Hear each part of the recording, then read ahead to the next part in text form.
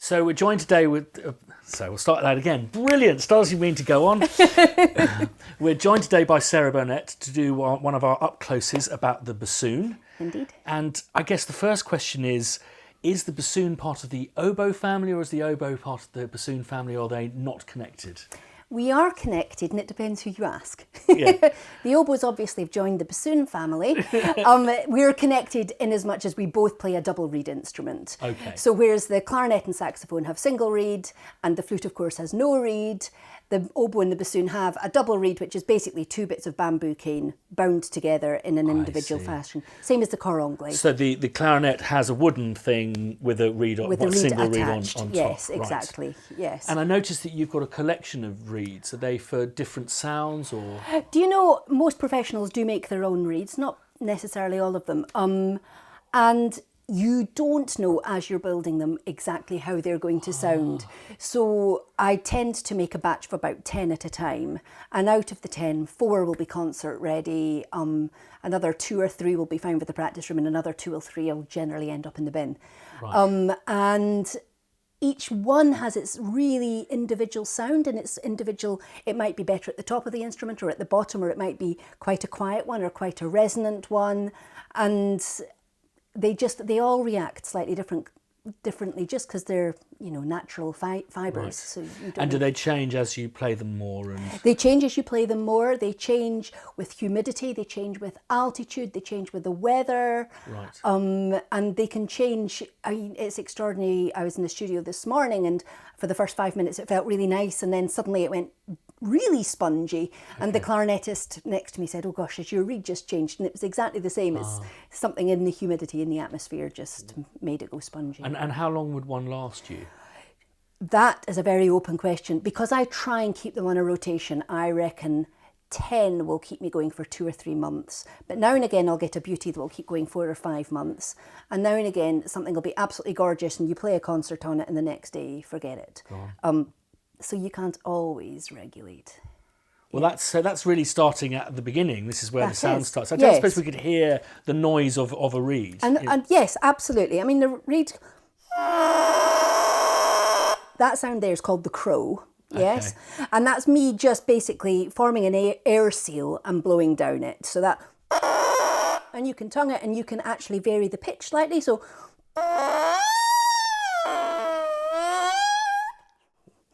that's the reed. Right, excellent. Yeah. It needs some help then, doesn't it? Well, not the best tunes are written on for just a reed. Yeah. So clearly a bassoon is a woodwind instrument. It's a woodwind instrument. Most bassoons are made from maple, for what that's worth. This is called the crooks. So if you attach the reed to the crook, all you're doing is basically making the tube longer. Sounds a bit like a cow giving birth, really. But the bassoon is about 6 foot long. So it goes down here, and at the bottom there's a U-bend. Gotcha. And then it goes all the way out the top. I believe miking a bassoon is quite difficult because some of our noise comes out of the finger vents here, but the lower you go, the more it comes out the top. Ah, okay. So when I'm doing solo stuff, sometimes they actually put the mic behind me as well as in front of me, because if you get here, then it's imbalanced here, etc., etc. Okay. So yes, it's a wee bit of a tricky one. The first thing that strikes me is there's just a lot of metalwork, a lot of machinery there. Is it a relatively modern instrument, or is this a modern incarnation of an old instrument? Or? This is quite an old instrument as bassoons go. I'm very fortunate to own a Heckel bassoon, which is, I suppose, the Stradivarius of the bassoon world. It's a 1927 model. So that's quite old. It's a 6,000 series. Once you go much under 6,000, they're playing at the wrong pitch for modern day. Okay, interesting. The bassoon as an instrument has just had more and more keywork added since the Baroque era or the classical era. Basically, the bassoon, without wanting to get too technical, the Baroque bassoon turned into something called le basson, the French bassoon, and Strauss and Wagner and people like that came along and they wanted a richer, deeper, bigger sound than le basson will actually give. So they invented das Fagott, which is what this is, the German bassoon, German system, makes a very different sound to le basson, which is primarily and almost exclusively played in France now, unless you do period instrument something. And so the bassoon sound that most people will recognise is definitely the German system. Okay. The reason it's got such an enormous amount of key work on it is because if you have a hole that needs closed air, obviously I can't put my thumb there. Sure. So that hole there gets pushed by that button there. Wow. And because of the distances involved, actually a lot of our key work is very heavy. Right. So without it meaning to be an excuse, that's why sometimes we actually cannot play as fast as, say, the flute or the clarinet or the oboe is literally the weight of the keys and the span of our fingers. Right. It's not particularly, it's that rather than, that would feel really comfy, but that's the span. Sure, I understand. That's just the way it is. Absolutely. Yes. And now the pressure from is it quite a large amount of pressure you have to, is it quite a difficult technique to? It's very difficult. No, it's not. Compared to the oboe, we use significantly less pressure because we've got a bigger aperture in which to get the air down. Okay. So an oboe reed is absolutely tiny, so the pressure of constantly filling a tiny, tiny opening is enormous. As such, oboists as trumpeters can suffer health problems because of that pressure. Right. Bassoonists, it's a larger aperture. It takes a fair amount of stamina and puff actually to fill the instrument, make it properly resonate. As soon as you're being asked to play too quietly, and if there isn't enough air going into the thing, it starts to sound a bit weedy and actually a bit sharp because you get the upper harmonics rather than the fundamentals ringing through. Yeah. So I could give you an example. So if I play a low G reasonably loudly and then give it too little air, you'll just hear how it just, yeah. Oh. It just sounds a wee bit wavery. Sure, yeah. And I can play it beautifully and quietly, but give it too little air and it loses its focus. I understand. So you've just got to be slightly careful about just how quiet. But that's the same for all wind instruments. They lose their focus if you don't give them enough juice. And it's got quite some range. I think a lot of people, just because it's got the word bass in it, presume that it's and associate it with the contrabassoon and all of that. But it is register-wise, it's quite a versatile instrument. It's huge for most of the woodwind instruments. It's got basically 3.5 octaves. So you've got the B flat underneath the stave, 3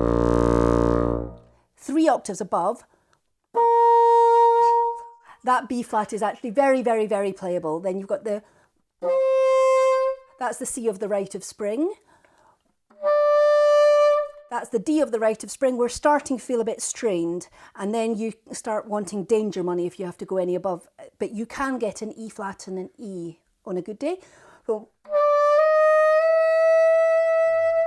that's a top E. I had to, in fact, ridiculously play that yesterday for something. And once you get up there, actually, it tends to be on or off, and intonation is an optional extra. So a bit like the top end of a trumpet, really. Yes, I mean, it's just 50-50, like yeah. You might well get it, but that's it. It's yeah. But that's, I mean, such an it's not only an incredible range, the sub-harmonics on the bottom end are incredible. I don't know if we've captured that with this mic, but it's absolutely phenomenal, isn't it? What's absolutely extraordinary is I went to university and I went to acoustics, didn't understand a thing, and I woke up when they started talking about the bassoon, and apparently the bassoon has no fundamentals, so the note that you hear is because of the sum of the harmonics. Which is extraordinary. So if I play a note into a tuner, I can frequently play an E and it will be showing me that I'm playing a B, because to the tuning machine, the B actually is coming across stronger. That's incredible. Yeah. Hence those rich overtones. Yes, absolutely. Absolutely. Yeah. And I often talk about this with these interviews that there are so many stereotypes with instruments, and one of the stereotypes of the bassoon is the slightly comical. Absolutely, yes. But I was awoken to the beauty of the bassoon with, I guess, the Rite of Spring. And I don't know if you have any thoughts on the stereotypes and when you're being asked to play quite high up and that kind of stuff. Do you know what I love about the bassoon? Shostakovich himself, apparently in his diaries, wrote that the bassoon was as close as he thought he'd get to the human voice. Yeah. So a lot of Shostakovich symphonies is actually hymn, it's like a song without words, and the bassoon gets to say what Shostakovich is thinking. Shostakovich 9, the fourth movement, is a fantastic example. But up at the top, or in the tenor register, it can sound wonderfully plaintive, really. Tchaikovsky in his Fourth Symphony, the slow movement, a beautiful solo there. The Firebird in Stravinsky, absolutely stunning. And as you say, the Rite of Spring. And if you go down to the bottom as well, Mahler 9, the opening of the final movement, or the opening of Tchaikovsky's Sixth Symphony, the low solos there are really soulful and gorgeous. Yeah. So we get the polar opposites. We can, we can be the equivalent of a cor anglais, say, for all of those solos. But we can also do the comedic, I suppose, probably kicked off by Ivor the Engine or something like that. Yeah, absolutely. Yeah. And as I said, the Rite of Spring, is that a difficult to register to play in? Is it a difficult passage? It's definitely a difficult passage. It's my students, they need to concentrate when it comes to the Rite of Spring. Yeah. It's now day-to-day rep. You have to be able to play it in the same way as you have to be able to play other pieces of, it's just expected that you can play it. Yeah. But if I saw it coming up on an orchestra schedule, I would be looking out for a specific high note read with a month or so to go. And if needs be, we can actually change the crook and put on a high note crook, which does change the sound a bit. It can be a bit more abrasive, but it makes the top notes fail safe. Would it be rude to ask you to play a bit of? Not at all. Just for the benefit of people who are not familiar with it. Absolutely, that's fine. Yeah.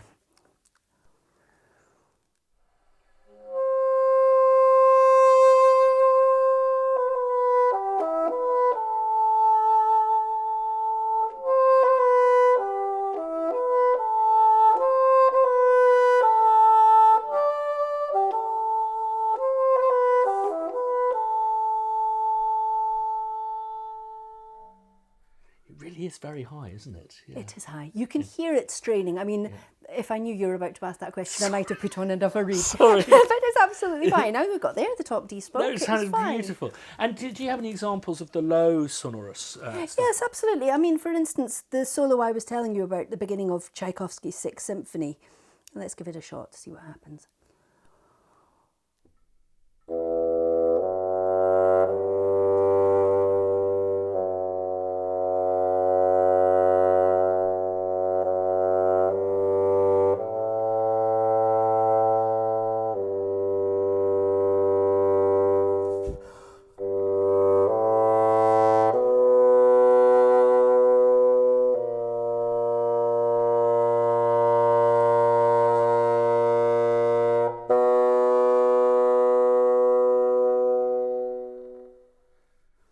Beautiful, isn't it? So it's a very, very different sort of richness and sound. Absolutely. Yeah.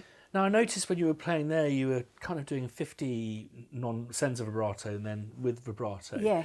Is it something that you look out for instruction, or is it something that's interpretive? Utterly interpretive, and I have to say quite intuitive. I didn't actually realise I did vibrato until one day someone pointed it out, and I went, oh, well, that's good. And when students say, how do you learn vibrato? It's a very, very difficult thing to teach, and it's not taught on a wind instrument the same way as it's taught on a string instrument, because at least then it's visible. For us, there's a huge argument as to where does it come from, and whether it's from the diaphragm or whether it's from your lip, and some people do throat vibrato. The trouble with throat vibrato is it's very difficult to control. I think as a bassoonist, we don't have the widest range of dynamics compared to many other instruments, and therefore I think massively in terms of colour, either literal colour or a feeling or a season or anything to do with storytelling. I like telling stories, and therefore I just change my colour thinking of what I'm trying to say through the bassoon, and therefore vibrato might or might not happen. So should a composer avoid giving any instructions regarding vibrato? Is it something that he should expect of all players? No, I mean, if they definitely want vibrato, then, con vib, absolutely. If they're wanting it steely, or very, very still, senza vib, absolutely. But otherwise, just leave it to the player's discretion, the same way as you would with strings or any other instrument. Fantastic. Are there bassoon sections, and how many players would you get, say, in a symphony orchestra? Yeah, I'm a member of 2 chamber orchestras, for which it's I'm the principal player, and the second player would double on contrabassoon, so a second doubling contra. I understand. Once you go up to a symphony orchestra, you tend to have the principal player, the second player, plus a contra player. Okay. And sometimes you have two principal players, depending on that orchestra's workload. So it does depend. So, and sometimes you will get, you know, 4 bassoons. Verdi writes very frequently for 4 bassoons, no contra. Sure. Frequently you'll get 3 bassoons, 1 contra. So it just depends how much oomph you want at the bottom. Okay, brilliant. And how did you get into playing the bassoon? What was your journey? Oh, well, it's a bit of a weird journey, really. I was at a very rural primary school in Scotland and decided I wanted to play a woodwind instrument because my dad sort of played the flute a wee bit, and I picked up an oboe, a local authority oboe, and was given it over the summer, and I don't know, probably stopped the cows from producing any milk, the sound I was giving.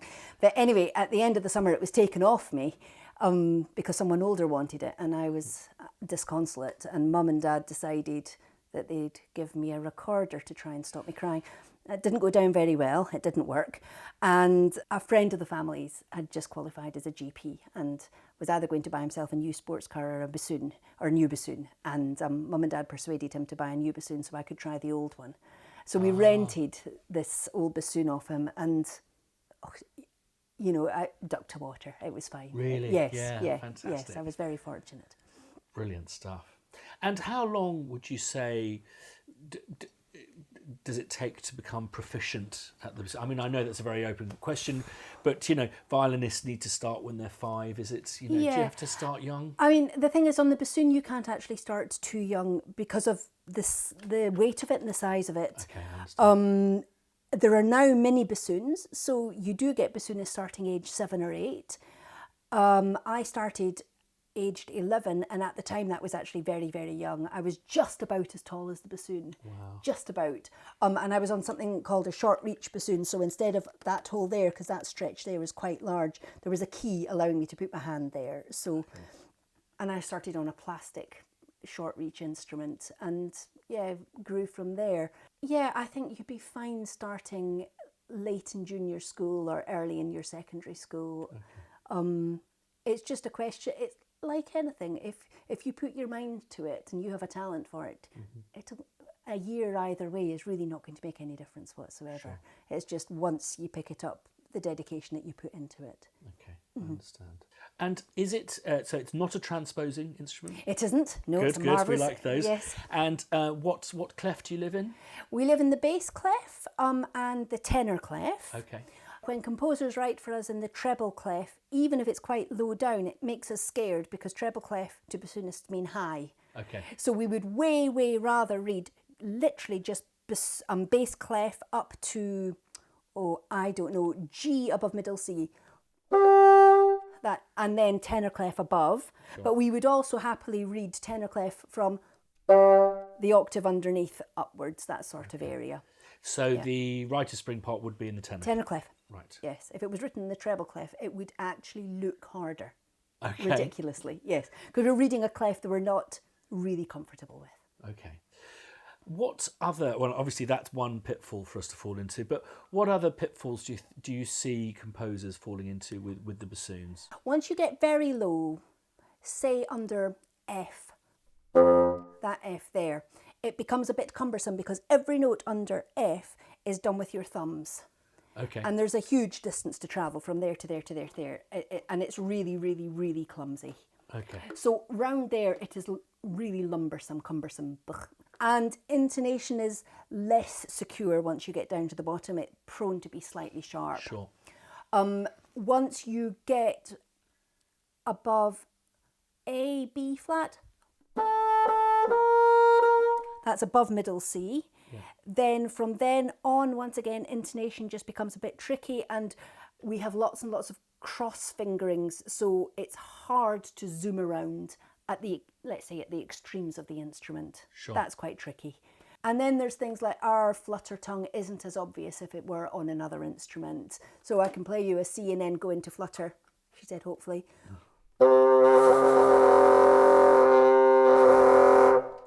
much more of an aggressive alternative technique, really, isn't it? Yes, it really is, and it's on or it's off. Don't think about asking for it quietly, because it really Sure. that's it. There are some trills that are way more possible than others. We experienced this yesterday, didn't We we? did experience that yesterday. It's the way the instrument's made, and at one point, say we were asking for a low B flat to C trill, and it actually meant going across a key there, and that's just really, really hard. Yeah. It came out as semiquavers, so I was lucky, really. But there are some trills that are really, really easy. Yeah. So if you wanted the really easy trills, it would be G to A to B, B to C, C to D, D to E, E to F. They are all really, really, really easy, because actually all we're doing is using these front bits here, and there's no cross fingerings. Semitone trills tend to be significantly easier than tone trills for some, just generally. That's an enormous generalism. Sure. But because we can fudge it more easily if required. So that sort of thing. Upward slurs are easier than downward slurs. This is all gold dust. I had no idea. Yeah, I Absolutely mean, fantastic. downward slurs are fine, but sometimes people want to do a beautiful taper away on a downward slur. It depends if you're slurring to really the depths of the instrument, it needs a fair amount of air for those low notes to speak. So you're not going to get a beat D to nothing. You get D, ya, and then we can go to nothing. Gotcha, I understand. But to go upwards, we can always float it. And you mentioned it's not as dynamic as maybe other woodwind instruments. How would you describe that? So if I want to, 4 Ps to 4 Fs, is it within that, or can only do loud to a certain level? Or Compared to, say, the clarinet, which of the woodwind instruments, or any brass instrument, it's incredibly limited dynamic-wise. I'd say we've probably got slightly better dynamics than the oboe. Okay. But colleagues might disagree. So to do really, really quiet, so what would put the fear of God in me is if the strings are kind of doing trem and consort, and the clarinet comes in and the bassoon has to creep in, you'll always get bassoon a wee bit loud. Yeah. Yes. This is a mistake I often make. When I'm programming for oboes, cor anglais and bassoons, I'll start with my volume fader down and just gently fade it in. Yeah. And I'm finding myself forever asking oboists and I think bassoonists go, can you just ease? Is that something you're often being asked? It is. It's actually the nature of the double reed. Right. That we can, with a really good reed and on some notes, come from literally nothing. But it is much easier to fade to nothing, because it just takes a bit of pressure, and it's essentially kick-starting to get the thing vibrating. Yes. But we can fade to nothing, something al niente, as long as it isn't right at the bottom of the instrument. Sure. But we can do that fairly high up the instrument's absolutely fine. But to really creep in from nothing is properly hard. Right. Yes. Okay, that's good to know. It's a good warning. I've learnt since using, we've had, you appeared on our bassoon samples with Spitfire. Yes. And we had a funny moment when you came and did a score for me for Two-Tone Commune, because I don't think I attended the sample sessions. And you said, oh, nice writing. I said, well, I've got this really inspiring bassoon sample. You went, oh, who's it with, Spitfire? Said, oh, that's me. But I think that by having this under my fingertips and working with you, it's given me much more interest in the instrument. I was just wondering if there's any study pieces that we should look at that you could recommend. Study pieces in terms of pieces of repertoire to really understand the bassoon. Orchestrally, really the ones that I mentioned, so the Rite of Spring, Shostakovich 9th, Tchaikovsky's 4th, Tchaikovsky's 6th, and then Mozart writes just divinely for the bassoon, as does Beethoven, really, really stunning. I mean, that's all incredibly classical. The bassoon, for me, is a storyteller, and it is very, very lyrical. Right. It is a brilliant counter-melody instrument, because actually we can mould our sound to sound like a cello, to blend with the violas, but equally to be second oboe, second flute, second French horn, clarinet. Right. That is a sort of our specialities, to do those wonderful interweaving counter melodies. The higher you go, the more haunting it sounds. once you're right in the middle register, it's actually quite difficult for us to cut through a wodgy sound because our sound just sort of blends at that point. Sure. But in terms of other study, the Sorcerer's Apprentice, of course. Yeah. It's just wonderful. It's Brilliant. wonderful. Yeah. No, it's been great talking to you. Thanks very much, Greatest of Sarah. pleasures. All good. Great stuff. Yes. Fantastic.